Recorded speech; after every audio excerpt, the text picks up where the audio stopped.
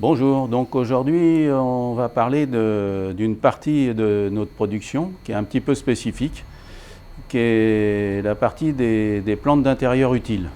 En fait, comme tout le monde sait, dans notre pépinière de plantes nourricières, on cherche à avoir une grande palette et une grande diversité de plantes utiles pour le jardinier ou pour les habitants du jardin. Et on s'est dit, il faut à tout prix que même à l'intérieur, même à la maison, nos clients puissent avoir des plantes qui puissent être utiles. Alors, pour beaucoup, ça va être des plantes que l'on pourra consommer. Donc ça va être des plantes qu'on utilisera toute l'année ou même en période hivernale pour faire ces petits plats. Pour une bonne partie, ça sera des plantes médicinales. Et puis pour quelques-unes, ça sera des plantes à parfum. Donc là, à côté de moi, on a toute notre gamme d'aloe. Les aloés qui sont très connus pour leurs bienfaits, que ce soit médicinal, cosmétique et même aussi culinaire. Enfin, plus culinaire, plus pour les propriétés qu'elles apportent. Donc en fait, les aloés vont s'utiliser avec parcimonie dans la cuisine. On l'a déjà expliqué, on a fait pas mal de reportages là-dessus sur comment consommer l'aloe vera par exemple. On a tous les bienfaits pour le cosmétique, puisque depuis la nuit des temps, on le sait depuis les Égyptiens, les cheveux, la peau étaient nourris et entretenus grâce aux aloés. Et puis on a tout le côté médicinal, notamment cicatrisant, et pas que, puisque en fait dans la pharmacopée de chaque pays où poussent toutes ces aloés-là, on se rend compte qu'il y a une palette impressionnante de bienfaits. Alors là, on a une aloe qui est spectaculaire, qui est très rare en France, c'est l'aloe ferox, c'est un peu l'emblème de l'Afrique du Sud. On a une aloe arborescence qui, elle, ici, a des feuilles très larges, très épaisses, donc avec beaucoup de gel en interne, donc en fait avec beaucoup d'intérêt au niveau du rendement, puisqu'elle va fournir beaucoup plus de gel que dans l'aloe vera qui est ici. L'aloe vera qui est plus connue, dont vous pouvez même la voir en fleurs, puisque chez nous les aloe vera fleurissent alors qu'elles passent une bonne partie dehors de leur temps.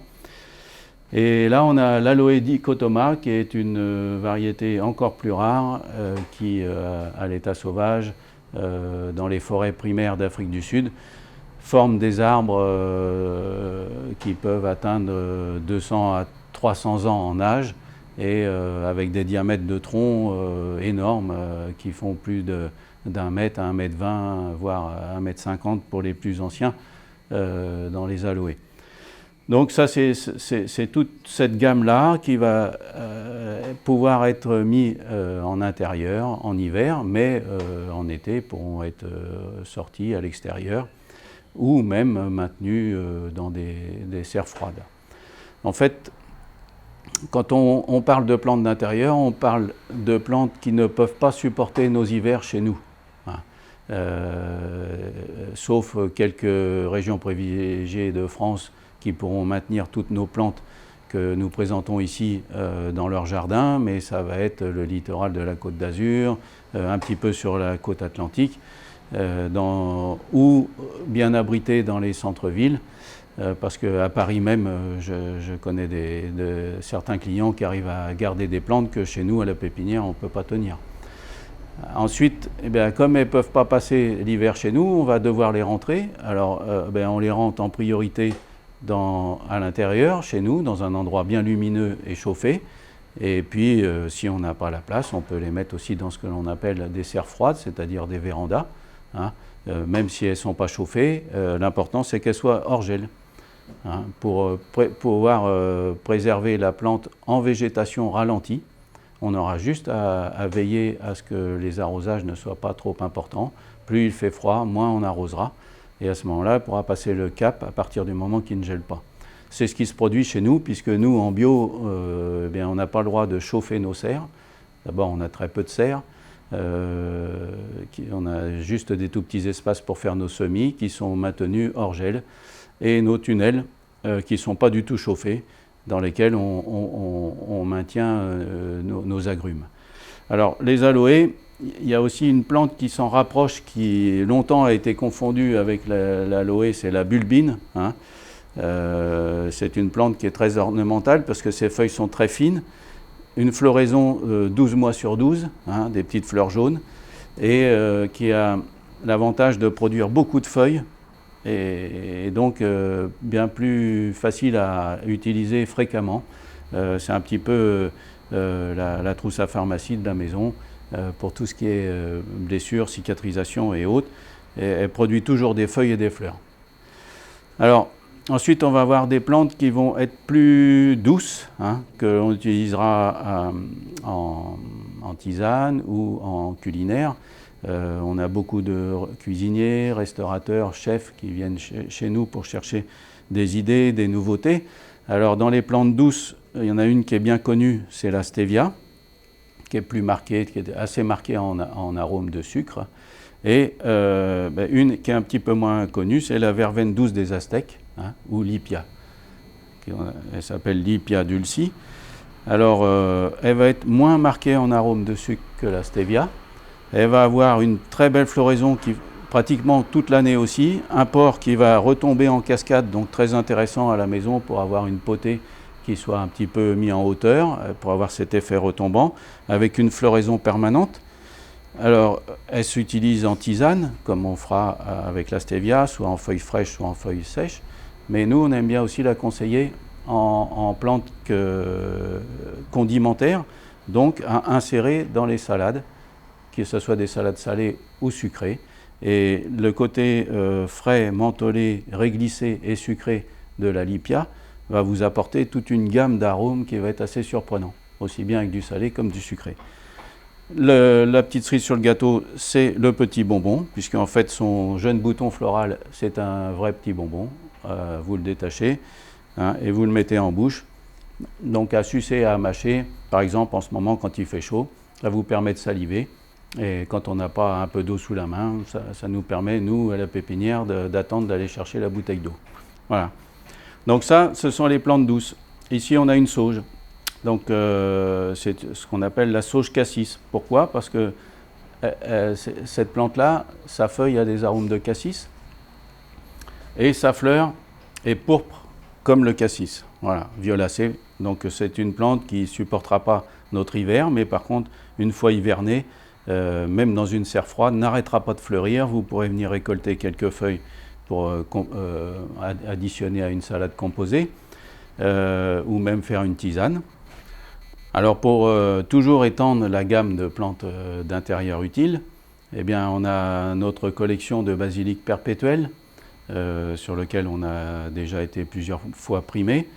Moins connus que les basiliques annuels. En fait, les basiliques annuels que vous plantez au printemps, au jardin, en jardinière ou au potager, arrivés en hiver, meurent puisqu'ils ont fini leur cycle de vie.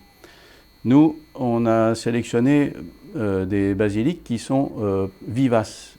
Vivace ne veut pas dire rustique. Chez nous, notre hiver est trop froid. Donc, et ils ne peuvent pas supporter notre hiver. Mais dès qu'ils sont mis en situation hors gel, même dans une serre froide, hein, une serre non chauffée, eh bien là, ils ne meurent pas. Ils continuent leur développement. Tout le temps qu'il fait bon, qu'il y a suffisamment de lumière, ils vont même pouvoir continuer à fleurir et à pousser. Donc vous pourrez prélever les feuilles jusqu'au mois de décembre sans problème. Et aussi les fleurs, puisqu'il faut savoir que dans les basiliques vivaces, ils sont très florifères. Ce sont des basiliques qui sont mellifères. Là, il n'est pas rare de voir des abeilles venir butiner. Les fleurs sont donc comestibles.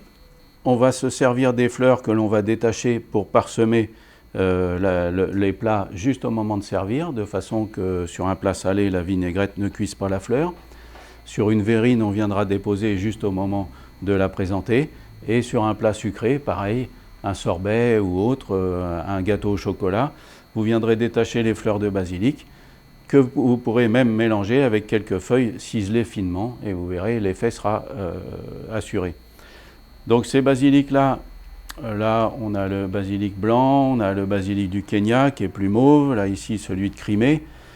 Là, le basilic clou de girofle. Donc en fait, là, celui-ci, il est marqué sur les arômes de clou de girofle, celui-ci plutôt sur des arômes anisés, celui-ci plutôt épicé, poivré, et là plutôt sur un basilic qui va se rapprocher d'un basilic marseillais. Donc on se rend compte qu'on va avoir une grande palette de goûts et d'arômes qui vont pouvoir venir compléter toutes envies que l'on a besoin. On peut faire ses pestos, on peut faire sécher pour faire les tisanes aussi de basilic. Voilà. Donc après, on va avoir des plantes qui sont plus à utiliser en salade ou en condiment, comme ces deux plantes-là, une qui est la coriandre vietnamienne, ou jojam.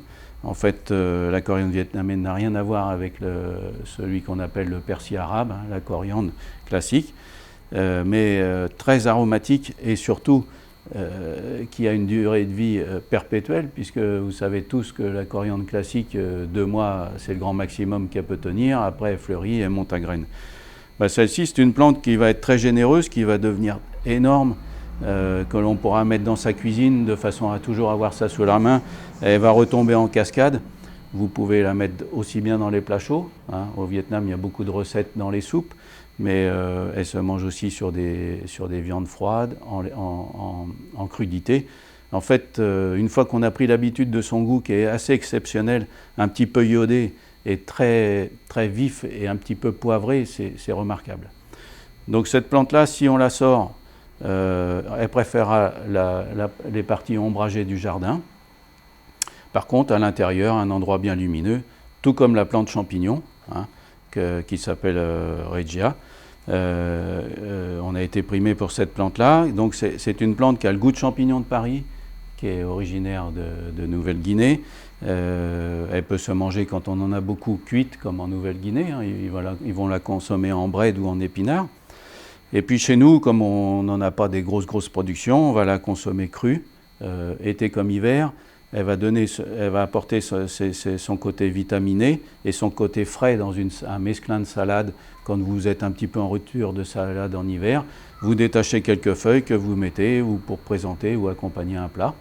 Donc vous serez étonné du côté assez bien reproduit du champignon de Paris. On a beaucoup de cuisiniers qui la mettent en complément dans l'assiette, en condiment, pour un petit peu surprendre le palais.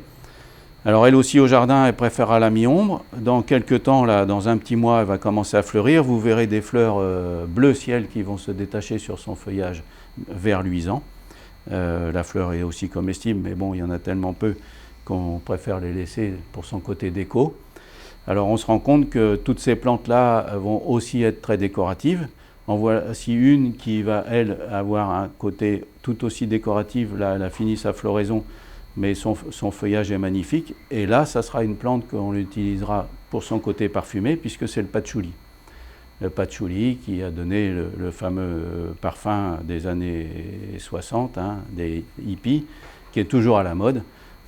En fait, cet arôme qui est assez surprenant. Donc c'est aussi une plante que l'on peut utiliser en condiment, puisqu'on peut la ciser finement dans certains plats. Alors il faut aimer ce côté patchouli, mais quelquefois c'est très apprécié. Elle a été utilisée en médecine asiatique. On la retrouve dans beaucoup de médications. Et puis chez nous, à la maison, ou dans un appartement, elle apportera son côté parfumé et désinfectant. Tout comme une plante que j'ai oublié de présenter, qui est la plante Vix, ici, qui est aussi une plante, alors là c'est un Plectranthus. Pourquoi on l'appelle la plante Vix? C'est tout simplement parce que quand on touche son feuillage, il y aura les mêmes arômes que le fameux Vicks Vaporub, qui est un vieux médicament qui servait à dégager les bronches et le nez. Et là, souvent en hiver, on a pas mal de clients qui pensent à venir de temps en temps toucher pour avoir ce côté dégageant du nez. Alors, toute l'année, c'est une plante qui ne demande aucun soin particulier, elle peut même être oubliée. Elle va se former en petit arbre, en mini bonsaï. Elle pourra être sortie ou pas, on la garde à la maison ou pas. De toute façon, elle est assez facile d'entretien. Et son parfum va toujours être très agréable, très frais à toute période de l'année. Et puis, pour en finir, on a quelques agrumes que l'on a sélectionnés. On ne fait que les agrumes qui peuvent supporter les gelées, hein, jusqu'à -5, -6, -7, hein, parce qu'on n'a pas la possibilité, nous, de les hiverner dans des serres et vont donc passer les hivers dans nos tunnels qui ne sont pas chauffés et dans lesquels ils gèlent. Donc le seul moyen d'avoir des plantes, c'est d'avoir eu des plantes acclimatées à nos conditions de culture. Alors on a essentiellement des citronniers, donc là c'est le citronnier Meyer que l'on voit. Le citronnier Meyer a l'avantage d'être très juteux et d'avoir une très bonne résistance. Là, c'est un Meyer sanguin, c'est-à-dire qu'on fait le Meyer classique et là c'est le sanguin. L'intérieur est rouge, avec un jus qui va être moins acide, un jus de citron qui va être rouge et un peu moins acide, très demandé par un certain nombre de restaurateurs et de nos clients passionnés par les agrumes. Et là, on a un mandarinier japonais, qui est le Satsuma, qui lui a l'avantage aussi de résister aux températures basses, qui donne une mandarine qui est très parfumée, pas trop sucrée, mais un parfum d'ailleurs souvent très utilisé pour son zeste, parce que le zeste apportera un parfum de mandarine qui est assez exceptionnel. On a aussi pas mal de clients qui les mettent en macération dans l'alcool pour faire des eaux de vie de mandarine, tellement le zeste est fin. Alors on a aussi le citronnier yuzu, enfin bon, toute la gamme d'agrumes qui peuvent supporter les froids. Donc chez vous, ils pourront aller dans un espace chauffé, mais aussi dans une véranda froide à partir du moment qu'ils ne subissent pas trop d'eau. Voilà. Donc en fait, dans toute notre gamme de plantes utiles, d'intérieur, on va essayer d'apporter une grande diversité, aussi bien au niveau des usages que des caractères décoratifs, puisque chacune de nos plantes pourra présenter son côté verdoyant, sa floraison ou son côté usage. J'ai encore oublié la citronnelle, qui est toute là-bas au fond, la citronnelle ou lemongrass, donc qui est une belle plante verte très gracieuse que vous pourrez utiliser avec soit partie de tisane ou soit en partie culinaire avec tous les plats que l'on connaît exotiques qui se consomment avec.